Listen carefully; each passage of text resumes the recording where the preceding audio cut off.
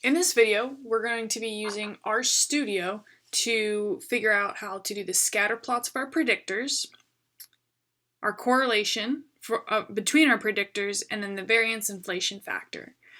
Again, all of our plots that we will be looking at today focus on the hospital data example that we had from our lesson, where we had our response, which was how many hours, labor hours. Then we had 5 regressors or predictors, which was the average daily patient load, the monthly X-ray exposure, the monthly occupied beds, the eligible population, and the average length of stay in days.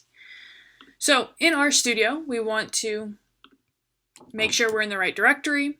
Then we're going to load in our hospital data. And then to get the scatter plot matrix, you can either use one of two commands. You can just go plot X's. Now notice when we plot this, when I just do hosp, which is our data set, it's also going to plot the Y's down here. But recall, we don't want to be looking at our Y's in the scatter plot. So an easy way to kind of fix this is to just change this from 1 to 5. Now, just to show you guys what I'm looking at, here's our data. And that 1 to 5 is representing column 1, 2, 3, 4, 5. And so we're not including this Y. And so we can rerun it. And we can now just have our X's. So I just removed that Y column. We can also do pairs. This is another command. Again, I'm just going to remove that 6th column, which was our response. The column does depend on your response. So let's say this Y was in front, then I would have went 2 to 6.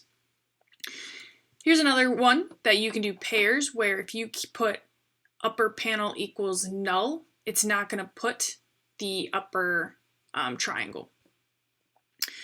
For correlation, this is as simple as this function and then putting your data or your X's, pressing run, and again you would get the same thing that we got as our jump users right there. To get that nice heat map that we saw in our notes, we can import this library and then we can run this right here. And we have that. Then for our variance inflation factor, we are going to have to import this library called cars, or car. We're going to run our model, and then we're just going to use this VIF, and we can see that we have some pretty high variance inflation factors.